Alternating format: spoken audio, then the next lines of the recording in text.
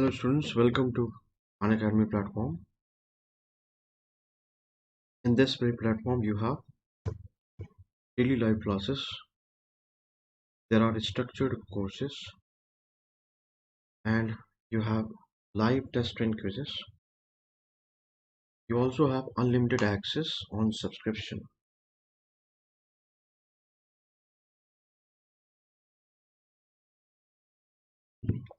You can also download Unacademy learning app, which is available on Google Play and Apple App Store.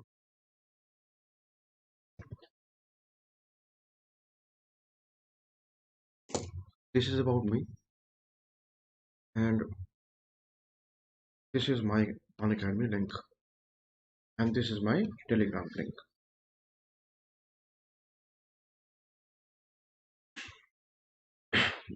Sorry. You can ping me any message regarding any doubt that you have in my class. Along with me, these are the top educators on platform, and you can access the courses offered by them. You can go with various kinds of subscription plans. So you have this very plus and then iconic. In plus you have live classes, test series, unlimited practice, and a structured schedule. And in iconic you have personal coach, daily mails, question and answer practice, study planner, personalized feedback. These are different subscription plans and all of different durations, so you can select according to your requirement. All these are available at 10% discount if you apply this very code, that is Amit PS.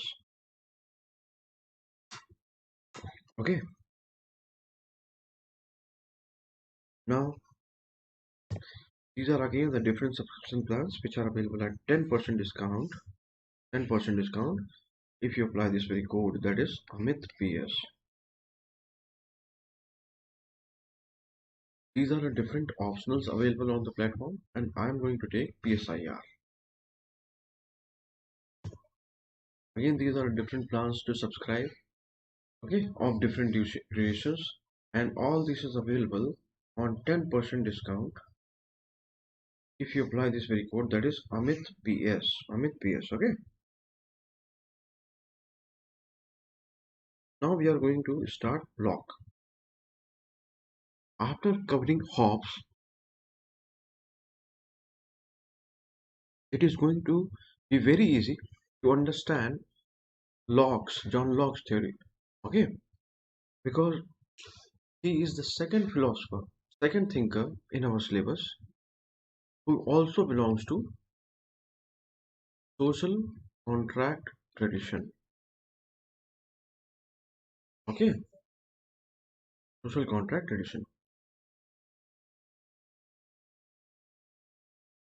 So now, similar to other thinkers, first we are going to see his space and time, then what are major works, okay, important books or works written by John Locke. Then we are going to see the perspective, the school of thought that he belongs to. Okay, important thing to know about Locke is that he belongs to social contract tradition,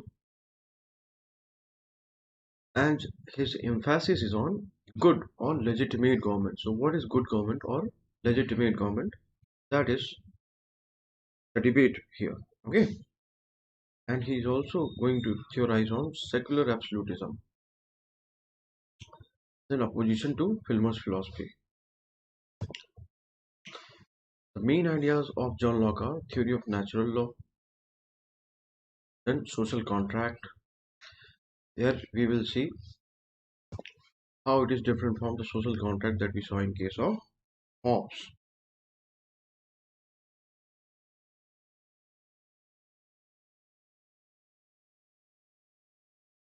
Okay, here in Locke we are going to see the theories on government which is based on consent, and there you will find two kinds of consent. One is express consent, the other is tacit consent.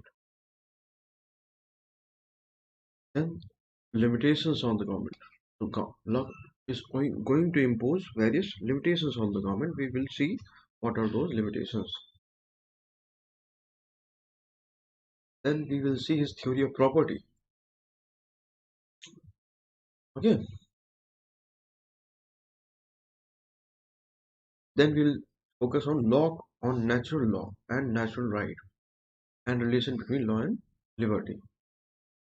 Then we will analyze or see his views on toleration. And this will be the section which is going to be useful for years 4 also. Then ultimately we are going to have critical evaluation of the thinker.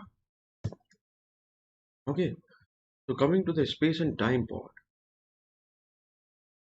So he is the second English thinker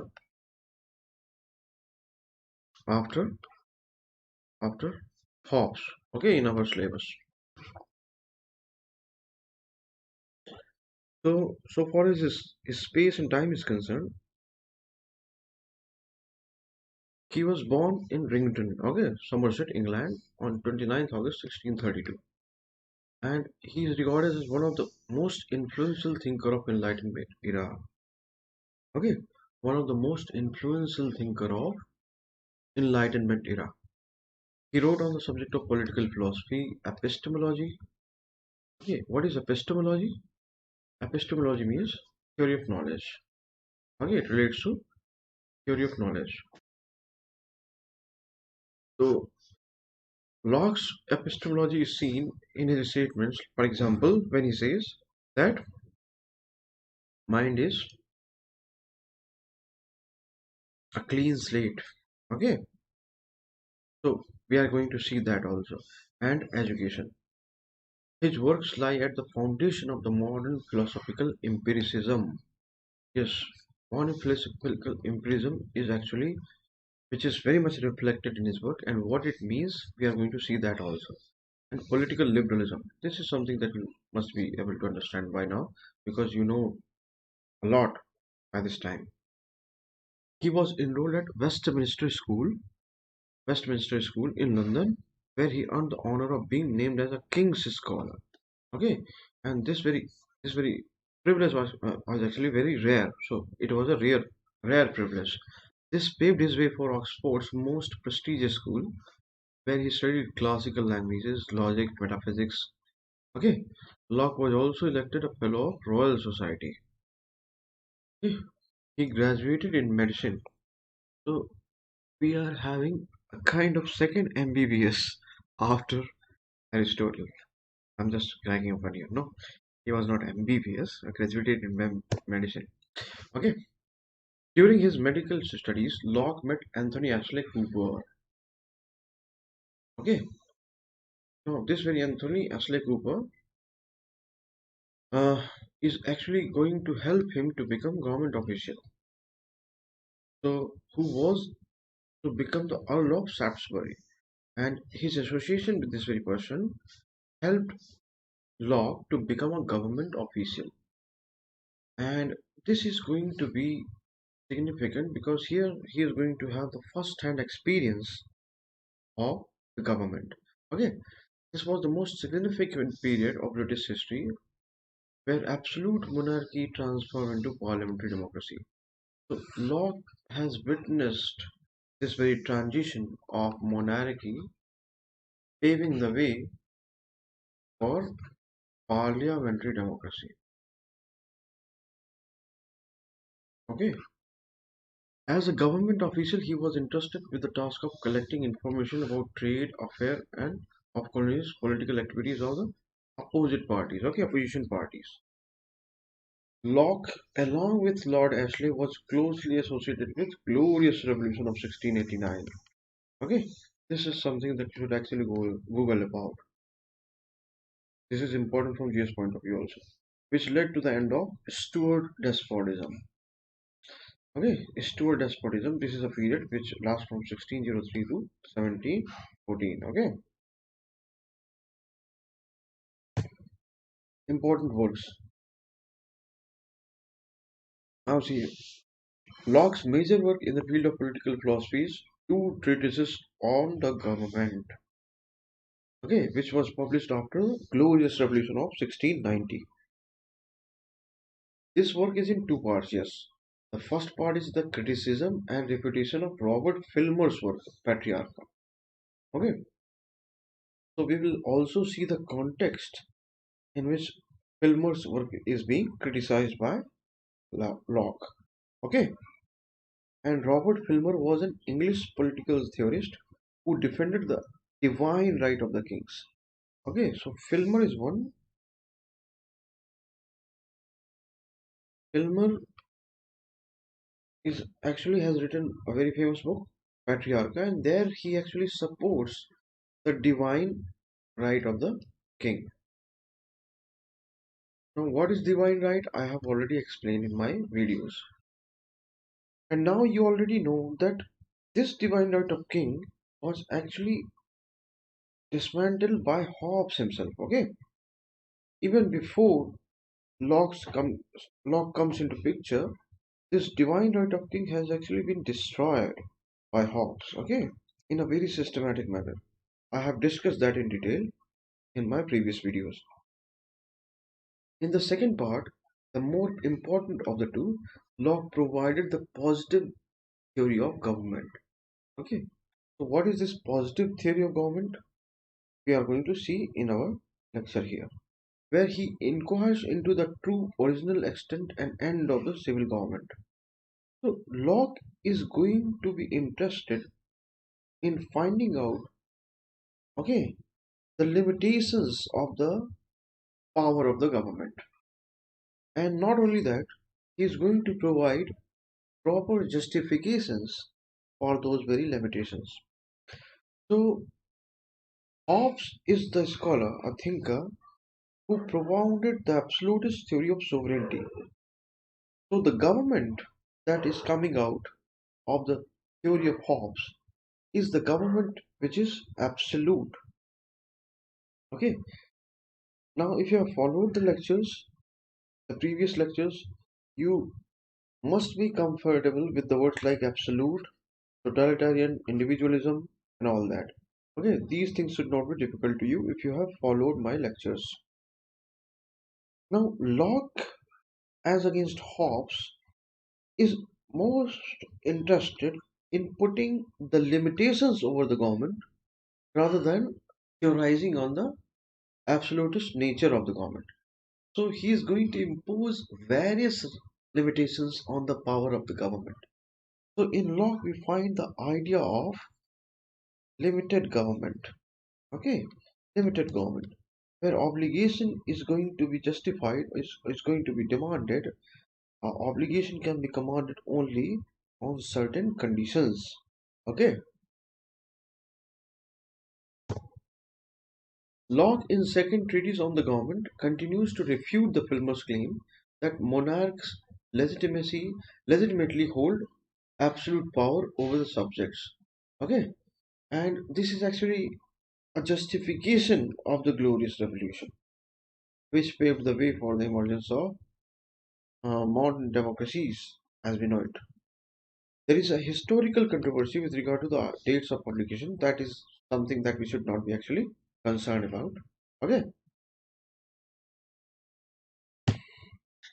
Locke's other major works include an essay concerning human understanding, and here he is showing his empiricism, okay, of a sort. And here in this work also, although that is not very important from political philosophy point of view, but you should know that it is like, as we saw in case of Hobbes, that although we needed to read Leviathan or we needed to know about ideas in Leviathan, but I told you that De was actually the most important philosophical work of Hobbes. So philosophically, De is richer than Leviathan. Same way, an essay concerning human understanding is philosophically richer than the second treatise, which is actually the subject matter in our discussion, because I have already told you that these are actually the philosophers, and we are interested only with their political thought. Okay, So this is actually not the book where we are going to focus. It is going to be the second treatise of the law, okay, of law. But still, because it is the most important philosophical work of Locke, we are going to see some ideas, and we are again going to see his empiricism here, okay. So focus on this. This is the greatest philosophical work of Locke, where he emerges as a great empiricist, okay. Now, what is empiricism? This has been defined here, that empiricism rests on the belief that the sense experience is the most reliable source of knowledge. So, what is the most reliable source of knowledge? It is sense experience. Now, what is so special about it? This is special, or more than special, this is different, or something in contravention with the belief of other school of thought, that is rationalism, whereby it is believed that reason is the most reliable source of knowledge. So, Locke belongs to a school, so for his philosophy is concerned, Locke belongs to a school where sensation or sensory experience is actually the basis of knowledge or the source of knowledge. Okay. Now, in this very work, which is philosophically most important, he is actually interested in knowing the limits of human understanding.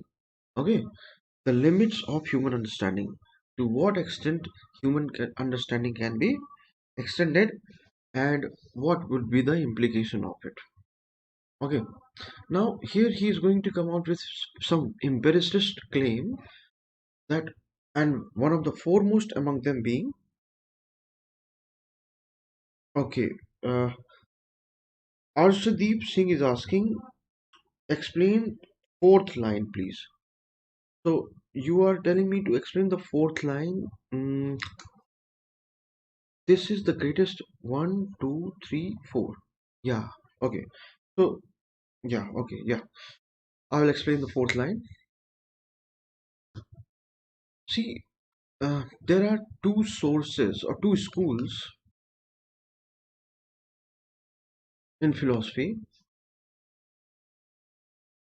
I'm explaining the fourth line, and I think this relates to the school of empiricism and school of rationalism.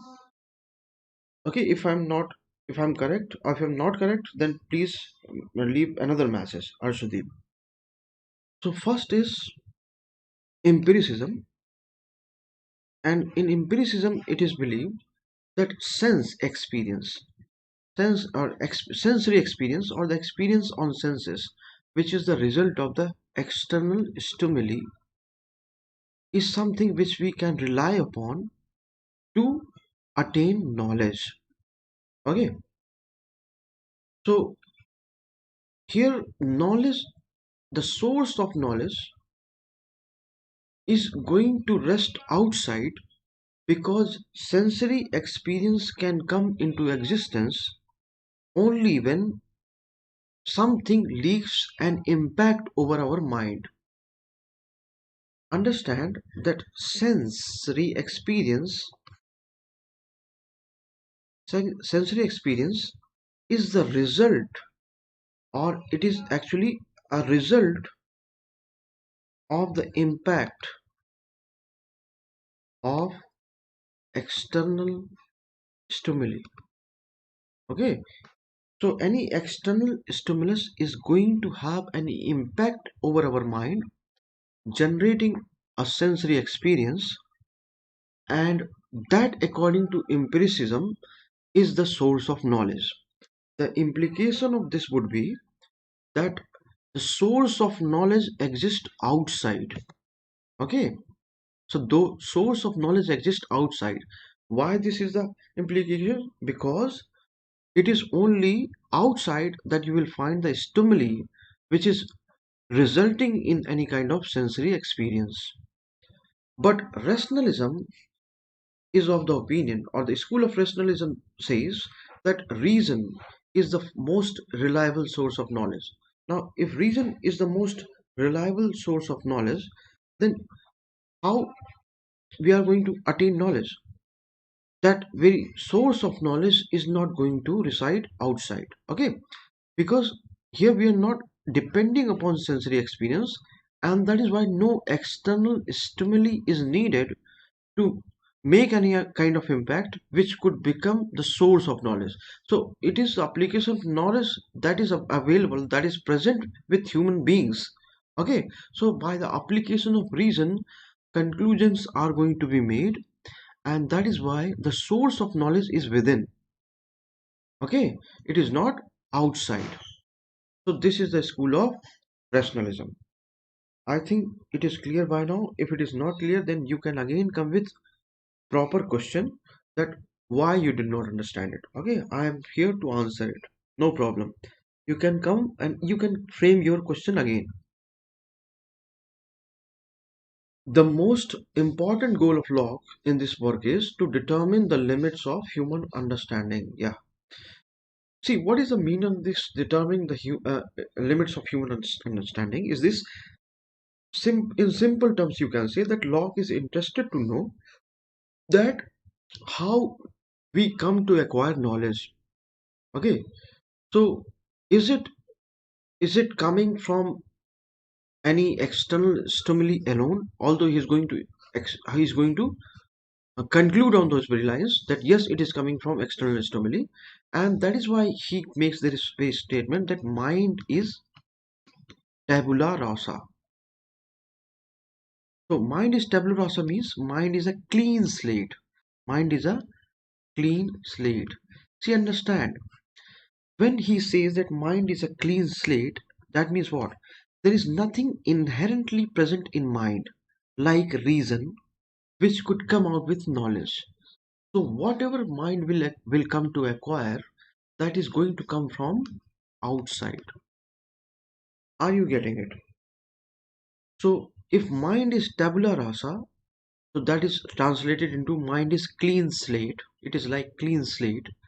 So in simple terms, if I would say that whatever is going to be written on mind, that is coming from outside. Yes or no?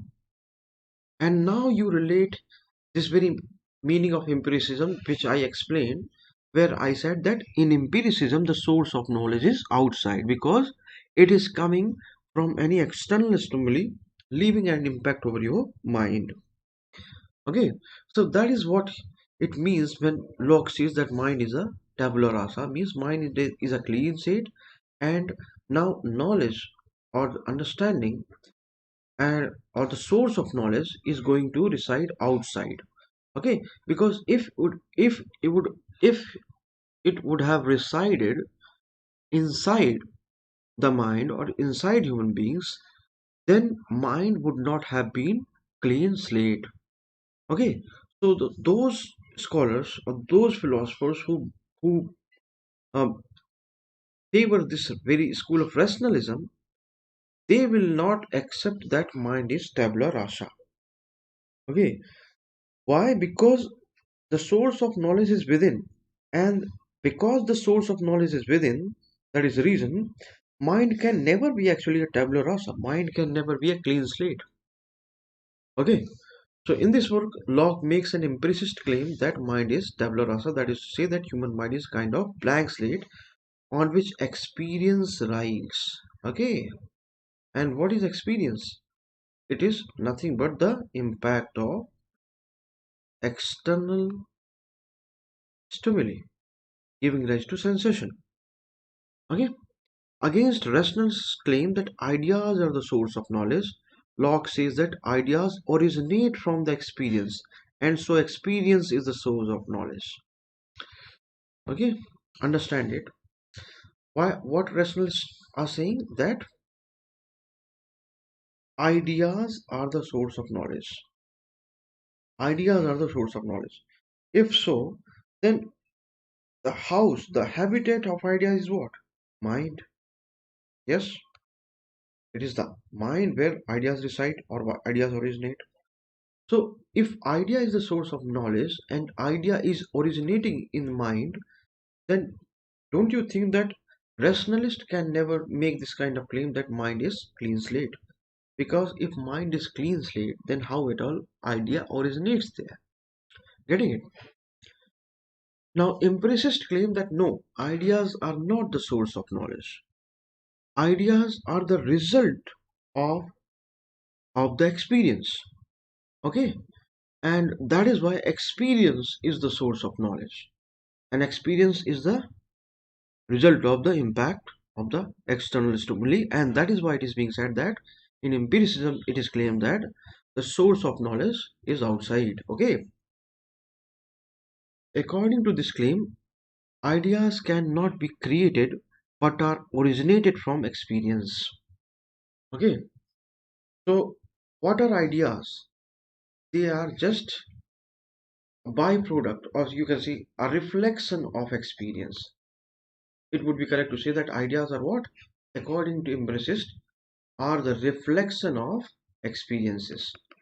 If they are the reflection of experiences, then the root cause of their origin is not mind, it is actually the external stimuli. Okay, it is something which resides outside, okay, outside the mind in the realm of senses. So it is the external stimuli leaving an impact over senses, giving rise to experience, giving rise to idea. So this is the way knowledge is acquired according to empiricists. While for rationalist, while those who subscribe to this school of thought, that is rationalism, ideas in themselves are the source of knowledge. Okay, according to this claim, ideas can be not be created but are originated from the experience. Mind is in this respect is passive. Okay, and that is why he is making a claim that mind is tabula rasa, or mind is clean slate. Mind is active when it has stored many simple ideas. Okay, Locke is not saying that mind remains clean slate forever. No, he is saying that in the starting, if you go to the source of knowledge, it is not to be found in mind, it is to be found in senses, that is experience. Now, various small senses are going to create various experience, and those experiences are going to fill this slate, that is mind, with small ideas. Now, when these small ideas are actually present in mind, now that mind can function by actually processing those very ideas and coming out with complex ideas. And then in that case, mind becomes active.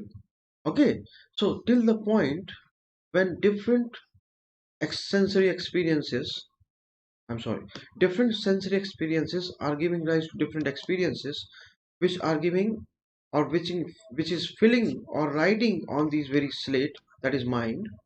Okay, when this slate is filled with small ideas, then this slate, that is mind, starts working actively, giving rise to complex ideas. Okay, I think this is clear now. So mind is active when it has stored many simple ideas, and which now it can combine in different forms, giving rise to complex ideas of different kinds.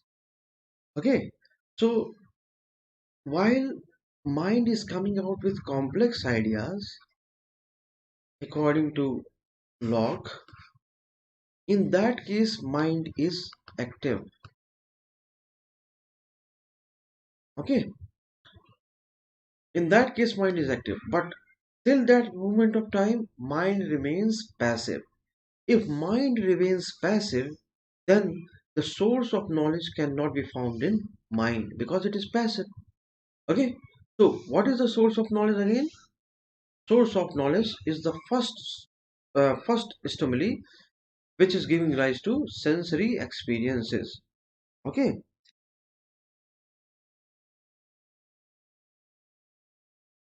okay. The question uh, Nitin is asking that, is this related to concept related to Plato's theory of ideas? No, Plato's theory of ideas is completely different. See, Plato, when he comes out with theory of ideas, he's he I told you in my lecture that he is a philosopher with a mysticism. So a great deal of mysticism is involved in his theory, and there he has in his mind he has his word, that is word of ideas. Okay, and now then there is word of matter. So these are the two different words. This is the sensory word. So don't get confused. Sensory word doesn't mean the sensory experience. Locke is not in any other word. So for example, Plato talked about word of ideas. Locke is not suggesting for any kind of different word altogether. No, he is actually concerned with the working of the mind, how at all mind start functioning. So is the source of knowledge to be found in mind itself, or some raw material is needed for the mind to come out with complex system of knowledge? So it is the latter which is concluded by Locke, that source of knowledge is not to be found in mind, because mind is clean slate. Small sensory experiences fill the mind with some raw material, if I can use that analogy, fill the mind with some raw material, and with that raw material mind is coming out with complex ideas. Okay, so it is not related to Plato's theory of ideas, not in any way. Okay, mind is active when it has stored many simple ideas and which now it can combine in different forms, giving rise to complex ideas of different kinds. As the source of idea is the experience. What is the source of idea? Source of idea is experience. I have explained it now. So there is nothing in the intellect which is not in the senses. Wow. See what he's saying. Although I have already explained this. So if mind is not the source of knowledge, that is to say that source of knowledge is not the idea, okay, and the source of idea itself is what? Experience. Then whatever is there in this very mind is actually the result of experience. Okay, so whatever you find in this very clean state, that is mind, is actually the result of different experience. Okay, so that is why he is concluding that in this very mind, that in this very intellect, there is nothing in this very intellect that is not there in senses. Okay, there is nothing in this very intellect which is not in their senses. Now you can frame a question here. You can come out with a question. Then what about the complex ideas? Because it seems to be the creation of mind. Then Locke would reply that no, it is not completely a creation of mind. It is just the combination of different ideas which were the result of experiences. So mind at best, what it is doing is, in its most active sense, is actually performing the function of permutation and combination, coming out with different set of ideas in different format, leading to complex ideas. So in that sense, even then, complex idea, the root of complex idea is again to be found in experiences. Okay, so intellect in that sense is actually nothing but an outcome, or you can say the reflection of the experience. Okay, and that is why it is being concluded that knowledge is constructed on the basis of sensation or reflection, which is the result of experience. Okay, see, I needed to discuss this much, although this is studied in philosophy, but you had one question in UPSC where you needed to comment on this very statement of Locke when he says that mind is tabula rasa. So this very statement that mind is tabula rasa is actually related to Locke's philosophical ideas and is not related to Locke's political theory or political thought.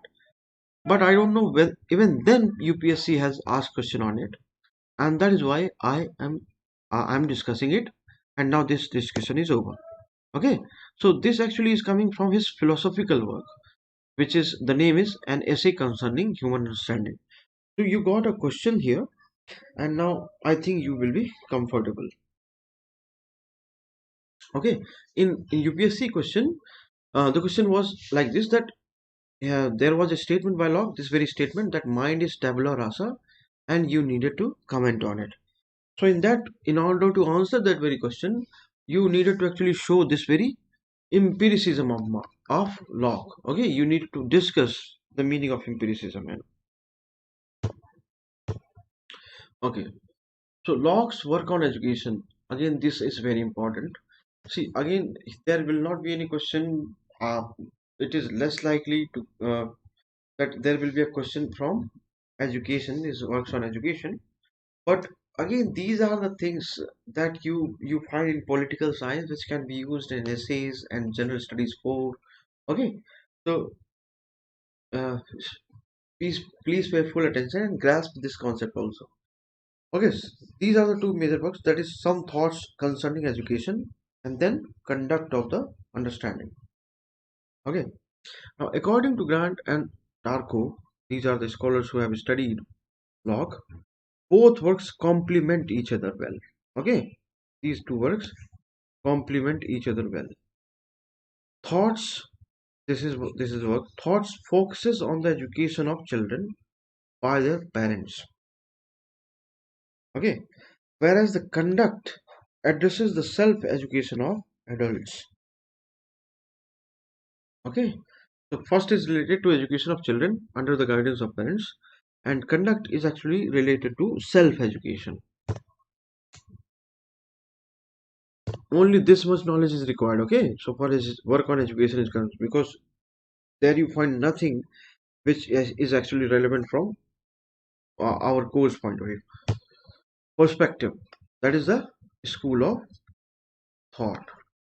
Okay, so he, as I told you in the starting itself, that he belongs to social contract tradition. Now, what is social contract tradition? I have already discussed in Hobbes. Locke advocates for the natural liberty and equality of humans.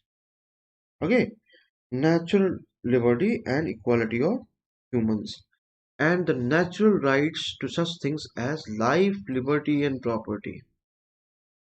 Okay, so in Hobbes, you have seen that he accepts the existence of natural rights. Okay, but his whole scheme, Hobbes' whole scheme, makes this very existence meaningless. Okay, so natural rights in Hobbesian scheme are actually becoming meaningless or without relevance, relevance.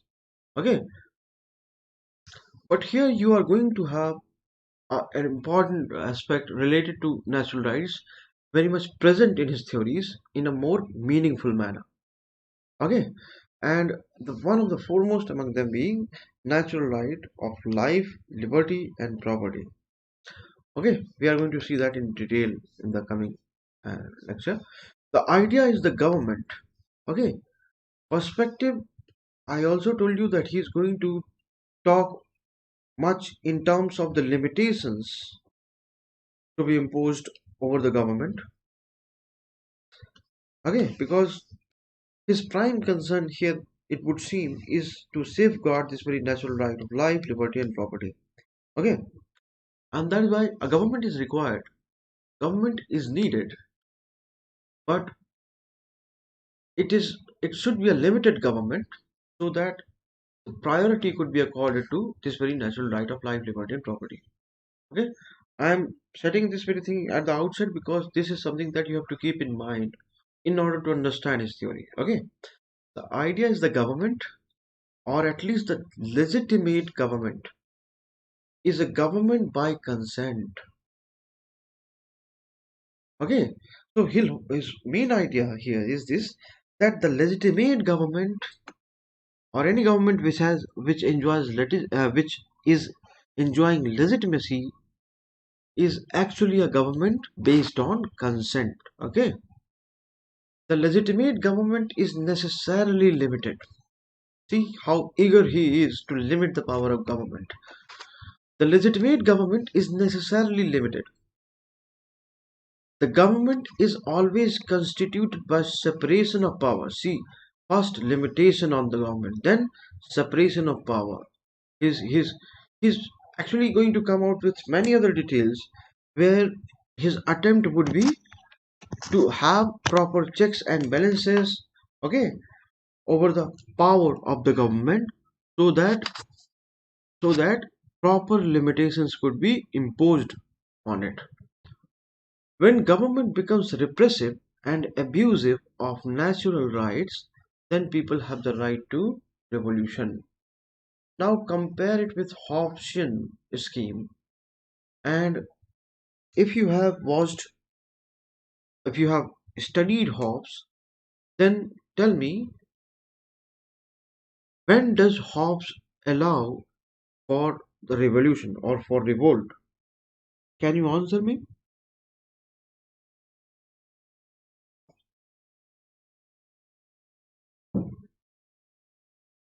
Yes, I'm waiting for your answer. My question is, when or at what condition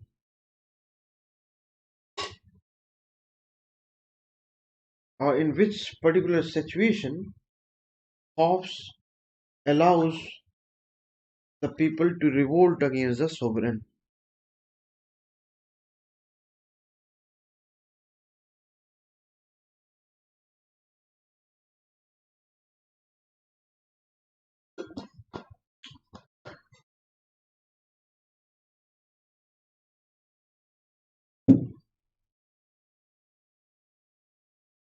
Okay, we will move forward with our discussion.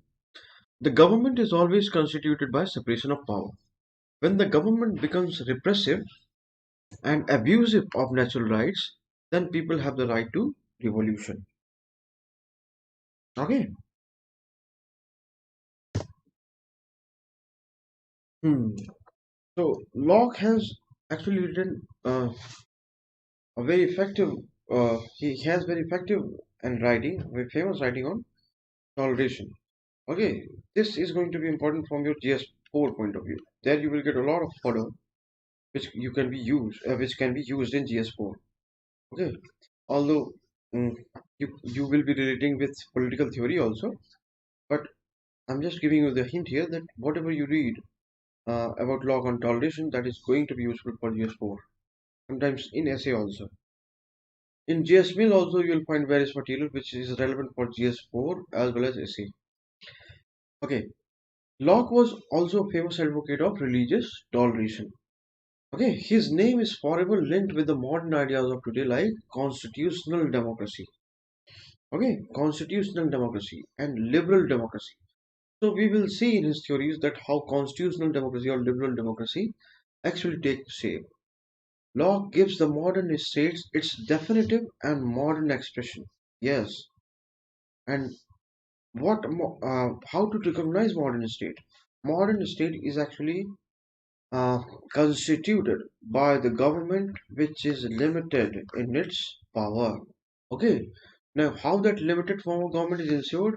By separation of power, so that any organ of the state does not become absolutist, and also having proper checks and balances. Okay, so that all the organs of the state are actually cooperating with each other without encroaching over any other over others' sphere or dominating over one another. Okay, Locke gives the modern states its definitive and modern expression. He was influenced by Hobbes. That is very much visible. Okay, both belong to the same school of thought, same perspective, that is social contract. Hobbes took Machiavelli's idea of prince and in effect turned it into a theory of doctrine of sovereignty. Yes, because there, if you recall that in Prince, when Machiavelli is coming out with advices to the prince, Prince is going to be an all-out power. Okay, so no law, no morality, no religious institution should actually guide the prince, that is the ruler. In that sense, it is being said that Hobbes' idea of sovereign actually emerged from Machiavelli's idea of prince, where prince is not going to be dictated or dominated by any other institutions, for example, church or any other association. So, in one sense, Machiavelli has already established the theory of sovereignty. Okay, or at least those who will come after Machiavelli are going to take a cue of absolute sovereignty from Machiavelli. And that is what Hobbes did in his work. Okay, when he created the Leviathan, that is what he has done. That is, he took the cue from Machiavelli's idea of prince, where prince was the absolute power. Okay, Hobbesian sovereign is the basis of the idea of impersonal or representative government. Yes, it is the basis of the idea of impersonal or representative government, because in Hobbesian scheme, sovereign, that is Leviathan, is actually the representative of whom? Those very people who who helped in the construction or the manufacturing of that very sovereign. And in that sense, that very government that comes into being is actually what? It is the representative government, in the sense that it is the representation or reflects the representation of those very people who together came to agree on certain points and ultimately concluded a covenant, that is contract, which gives rise to the government. So if I use the terminologies which are being used since the time of Locke, then I can say that in Hobbesian scheme, government is the result of the agreement that took place among people. Now, this is completely another debate, that the government that Hobbes is proposing. I'm using the word government because now we don't use the word Leviathan or sovereign. We actually use the word government. And the Leviathan or Hobbesian state or Hobbesian sovereign is actually a government. Don't you think so? So, in that sense, I'm using the word government. So in Hobbesian scheme, government is actually the result of the agreement among population, and it is completely a different debate that government there is absolutist. Okay, government is absolute in its power. Now that very proposition is also understandable, because in Hobbes' account against Aristotle, it is not actually the question of good or bad that a person faces in order to come into any political understanding or political order or political structure or the politics itself. Rather, it is a question between death and survival. Now, Hobbes creates a picture of a state of nature by expounding or by analyzing the nature of humans, or by analyzing human nature, and there the state of nature that emerges by his analysis of human nature is such that everyone will try to escape from it. Okay, now in that very situation, the government there which comes into being because all the individuals in a state of nature wanted to make a escape out of it, and that is why that is becoming the reason for the formation of government, although that the government which comes out is actually absolutist in its nature.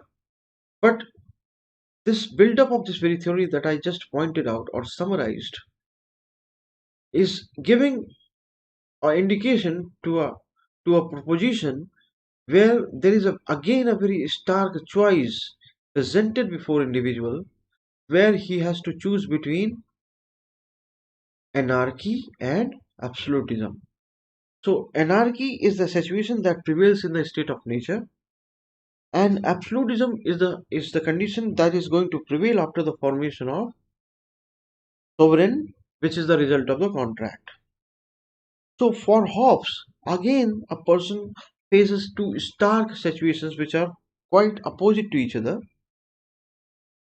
and that is why an individual, when presented with this very choice to make in case of anarchy versus absolutism, because humans are endowed with what Hobbes called reason, they are going to make this very choice that they will accept this absolutist government in order to safeguard themselves or in order to ensure their survival.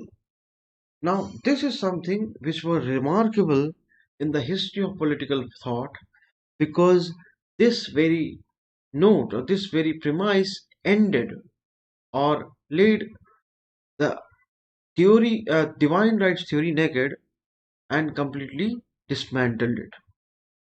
Okay, now this has been achieved till Hobbes.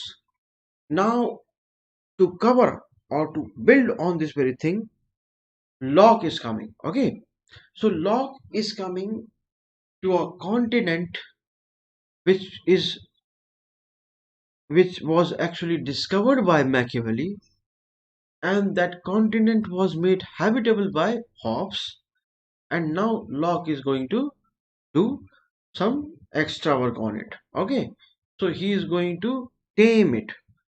Now see the comparative view of Locke and Hobbes. Okay, so Hobbesian sovereign is the basis of the idea of impersonal or representative government. Okay, Hobbesian sovereign is the basis of the idea of impersonal or representative government.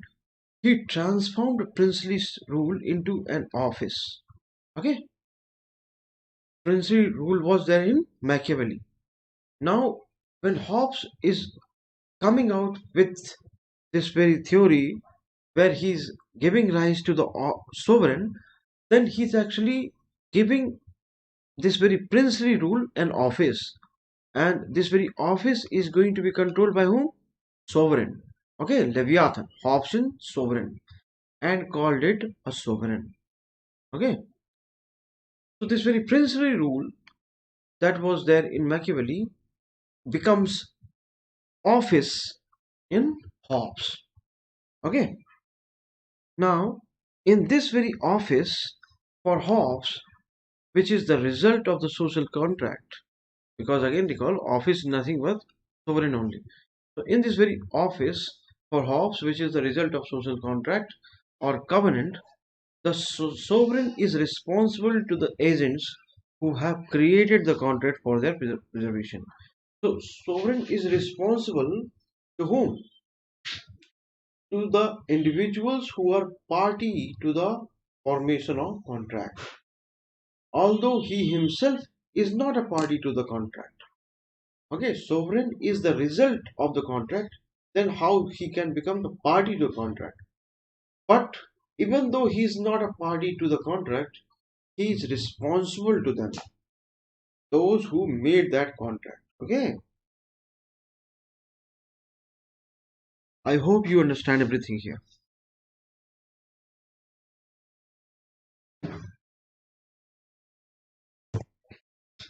Hobbes proposed the doctrine of secular absolutism. Okay, secular absolutism, one that invests sovereign with the absolute power to ensure rule of law, justice, and stability. And out of these rather harsh and formidable premises, Locke created more liberal constitutional theory of a state, while being still in many ways very dependent on the premises that Hobbes, uh, again by modifying Machiavelli, has taken. Okay, so what Locke is doing here, after a lot of things which have already been done by Hobbes and Machiavelli, is that he is creating a more liberal and constitutional theory of a state. So, in the starting with Machiavelli, it was wanton prince, okay, although all powerful. Then comes Leviathan. Leviathan is not wanton but still okay, is still the office or this very sovereign is too powerful to rule. Okay, now Locke is going to build on this very line and comes out with limited government, or you can say liberal constitutional government or liberal constitution theory of state. Okay, while being still in many ways very dependent on the premises that Hobbes, and again by modifying Machiavelli, has taken. That is something is going to be visible in our discussion on theories. Now again see, Locke sets out a process of domestication. Locke sets out a process of domestication. Domestication of what? It is like taming, okay? Taming of a wild animal. Taming of a wild animal. And what is that wild animal? That is sovereign. Okay? So Locke is actually taming or domesticating that wild thing that Hobbes has created. Getting it? But during the time of Hobbes, even this very thing was actually the achievement to come out with. Okay? Because that in that during that time, those who opposed any kind of established order, or especially the political order, were actually executed. Okay, so we are going to see further in our summary, and we are going to compare. Uh, we are going to continue with this kind of comparison, and we will start with the main ideas of Locke. So this is all for this very video. We will meet soon.